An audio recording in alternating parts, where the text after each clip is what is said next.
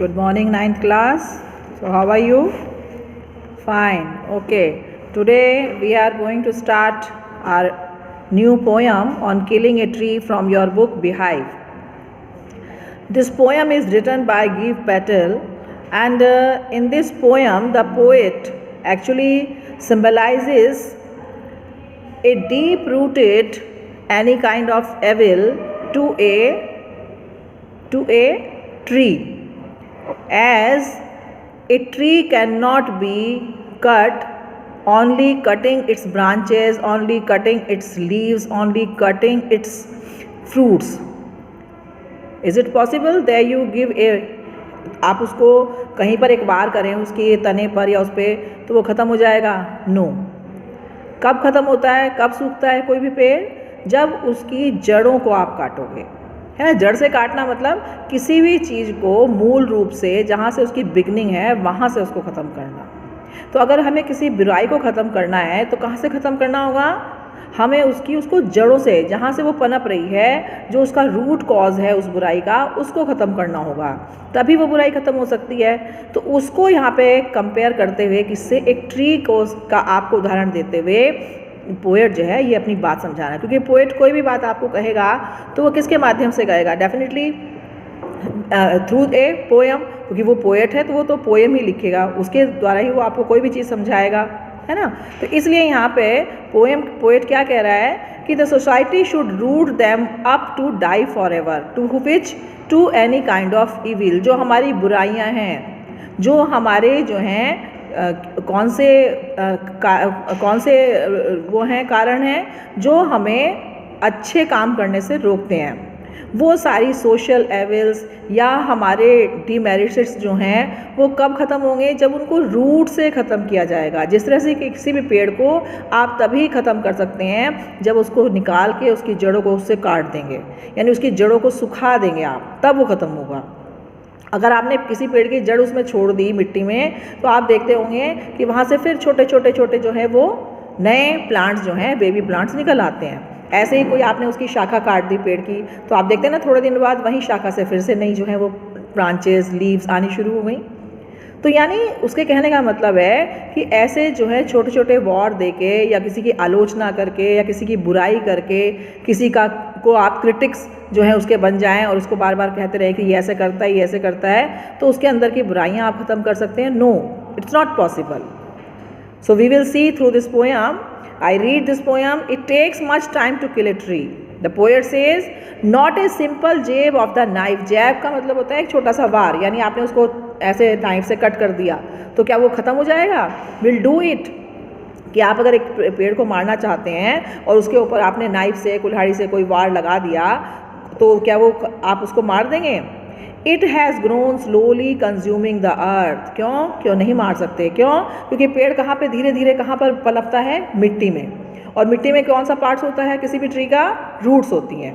तो उसकी जो रूट्स हैं वहीं से वो जितनी नीचे जाती हैं इतना ही पेड़ ऊपर आता है। तो इसीलिए उसने कहा कि slowly consuming the earth rising out of it, वहीं से वो धीरे धीरे ऊपर उठता है। Feeding upon its crust. किसकी क्रस्ट? मिट्टी की। जो मिट्टी की सतह है वहीं से वो भोजन लेता है ना। Feeding upon its crust, absorbing years of sunlight. सालों तक उसने जो सनलाइट है उसको अपने अंदर एब्जॉर्ब किया है, एयर हवा को लिया है, वाटर को लिया है। And out of its leprous hide sprouting leaves. Leprous hides का मतलब यहाँ पर क्या है? लेपर्स का लेप्रोसी जो बोलते हैं ना, लेप्रोसी जिसमें सफ़ेद सफ़ेद से ऐसे दाग पड़ जाते हैं उसको लेप्रोसी बोलते हैं। तो यहाँ पे उसने क्या कहा है? Years and out of it's leprous hide, जो उसके अंदर छोटे छोटे धब्बे पड़ गए हैं वहीं से क्या होती हैं? जर्मिनेशन शुरू होता है लीव्स का, वहीं से लीव्स निकलती हुई दिखाई देंगी। आपको दिखाई देती है ना लीव्स वहाँ से निकलते हुए। तो ये उसके कहने का मतलब है कि किसी भी पेड़ को आप सिंपल नाइफ के जैब से ख़त्म नहीं कर सकते। If you wanted to kill it you have to kill its roots. तो इसलिए वो क्या कह रहा है? So hack and chop but this alone would not do it. चाहे आप इसको कितना भी काट लें, कितना भी जो है नुकसान पहुंचा लें, कितने पीसेस कर दें उसके, तब भी आप उसको कोई नुकसान नहीं पहुंचा पाएंगे। वहीं से जहाँ से आपने कट किया है, जहाँ से उसको घाव दिया है ट्री को, वहीं से दोबारा से उसमें स्प्राउटिंग होनी शुरू हो जाएगी थोड़े टाइम बाद। थोड़े दिन के लिए आपको लगेगा कि वो वहाँ से आपने काट दिया तो वहाँ से सूखना शुरू हो जाएगा, नहीं, ऐसा नहीं होता। एक बहुत बड़े ट्री को, मैं छोटे से पौधे की बात नहीं कर रही हूँ, मैं बात कर रही हूँ यहाँ पर ट्री और प्लांट में आप डिफरेंस जानते हैं ना। Tree means a huge size of, है ना, और प्लांट मीन्स ए स्मॉल साइज, तो दैट इज कॉल्ड प्लांट और दैट इज ट्री। तो इसलिए वो यहाँ पे क्या कह रहा है कि but this alone would not do it, not so much pain will do it, चाहे आप उसे कितनी भी तकलीफ पहुँचा दें। यानी ऑब्वियसली कटने से दर्द होता है कि नहीं, तो डेफिनेटली ट्री को भी दर्द होता होगा। तो वो कह रहे हैं कि आप उसे कितना भी पेन दे दें लेकिन उससे उसका कोई नुकसान नहीं होगा। The bleeding bark will heal. Bleeding bark से यहाँ पर क्या मतलब है कि जो उसमें से आपने देखा हो जहाँ से पेड़ को काटते हैं वहाँ से जो उसका जिसको कि हम बोलते हैं पानी निकलने लगता है ना, तो ऐसा लगता है जैसे वो उसके आंसू हैं। तो वो कह रहे हैं कि वहाँ से जो उसका ब्लड आ रहा है वो धीरे धीरे थोड़ी देर बाद वहाँ से उसका घाव ठीक हो जाएगा। भाई कहीं पर कट लगेगा हमारी बॉडी पे तो वहाँ पे घाव होगा ना, तो ट्री पे भी ऐसे ही घाव होता है। तो जैसे हमारे शरीर पे थोड़े दिन बाद घाव भर जाता है, नई स्किन आ जाती है, तो ऐसे ही वो पेड़ के ऊपर भी वो घाव थोड़े दिन बाद भर जाएगा। जब उसमें से ब्लीडिंग रुक जाएगी फिर उसके ऊपर नई स्किन आ जाएगी, फिर वहाँ से वो नई ब्रांचेज नई लीव्स फिर से निकलने लगेंगी। And from close to the ground will rise curled green twigs, और जहाँ पर नीचे जो है उसके अंदर लगी हुई हैं विल राइज कर्ल्ड, आपने देखा होगा छोटी छोटी जो पत्तियाँ होती हैं क्या ओपन निकलती हैं, नहीं, वो पूरी ऐसे कर्ल्ड होती हैं, बंद होती है ना बिल्कुल, और बंद होने पहले वो कहाँ से, मिट्टी में से बंद छोटी सी निकलेगी, फिर बंद ही रहेगी थोड़ी देर, फिर धीरे धीरे जब वो पूरा उसका साइज बन जाएगा तब वो खुलना शुरू होगा। उसके लिए यूज़ किया है कि क्या, विल राइज कर्ल ग्रीन, वहीं से क्या निकलेंगी, मुड़ी हुई पत्तियां जो हैं छोटी छोटी, ट्विग्स बोलते हैं, छोटी छोटी जो होती हैं, है ना, उनको बोलते हैं ट्विग्स, कि उस वाले साइज में वो वहाँ से जो हैं छोटी छोटी सी ब्रांचेस जो हैं वो निकलनी शुरू हो जाएंगी। मिनिएचर्स बॉ से मतलब क्या है यहाँ पर, मिनिएचर्स बॉ which if in unchecked will expand again, छोटी छोटी सी जो वहाँ पर निकलने लगी हैं जो ब्रांचेज, यदि आप उनको थोड़े दिन नहीं रोकेंगे तो फिर से वो वही एक्सपेंड मतलब फैल जाना, विस्तार ले लेना, उसको बोलते हैं एक्सपेंड कर लेना, तो वो फिर से उसी तरह से फैल जाएंगी टू किसको, टू फॉर्म अ साइज, जो उसका पहले साइज था, जिस साइज की पहले ब्रांचेस थी, again they will become of the same sizes, फिर से उसी साइज की ब्रांचेस वो बन जाएंगी जो आपने काटी थी थोड़े दिन पहले। तो इसलिए वो क्या कह रहा है कि यदि हमें किसी पेड़ को काटना है तो हम कैसे काट सकते हैं, we should kill a tree by hacking and chopping it, यानी कैसे कि उसको आपको नीचे से उखाड़ के फेंकना होगा। Hacking and chopping alone can not kill a tree, क्या करना होगा, हमें उसको जड़ से निकालना होगा।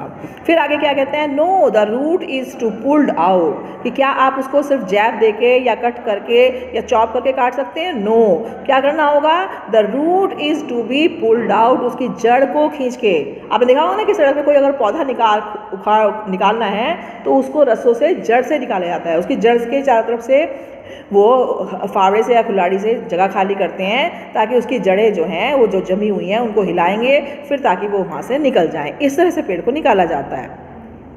Out of the anchoring earth it is to be roped tight, फिर उसके बाद क्या करना चाहिए उसको कि यदि वो वहाँ से निकल रही है तो उसको रॉप का मतलब रस्सी से क्या किया जाएगा, उसको बांधा जाएगा पेड़ को, फिर वहाँ पर हिलाया जाएगा और फिर उस रस्सों की सहायता से उसको ट्री को ज़मीन से खींच के अलग किया जाएगा।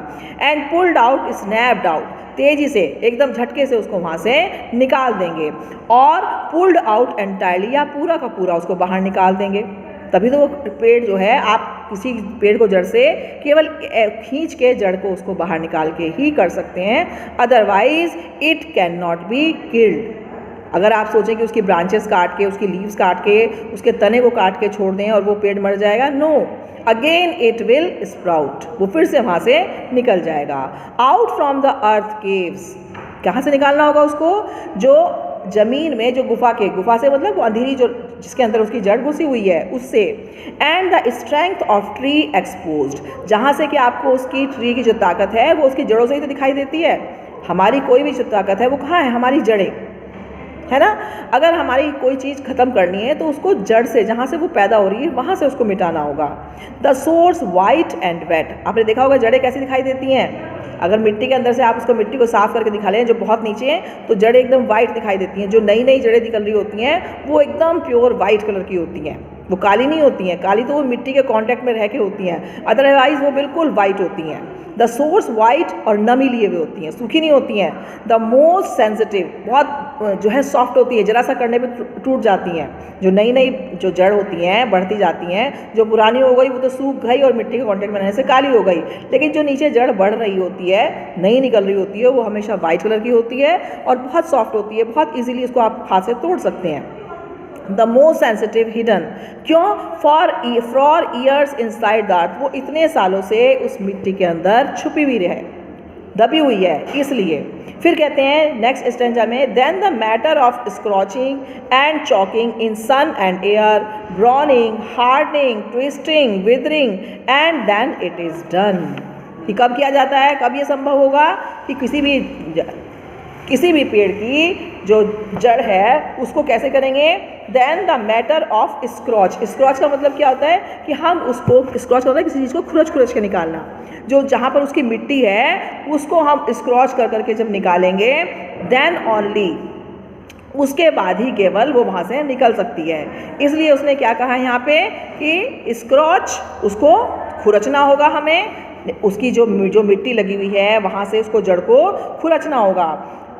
चॉक का मतलब क्या होता है? उसको आपको वहाँ से काटना होगा।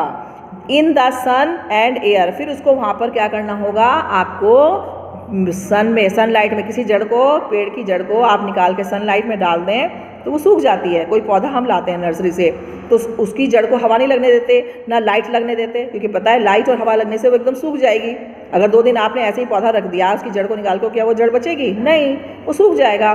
तो कोई भी पौधा हमें एकदम से, जहाँ से लाए हैं मिट्टी से अलग करके, तो मिट्टी में ही एकदम से लगाना होता है, उसकी जड़ को छुपा के रखना होता है, अदरवाइज इट विल डाई, वो पेड़ मर जाएगा।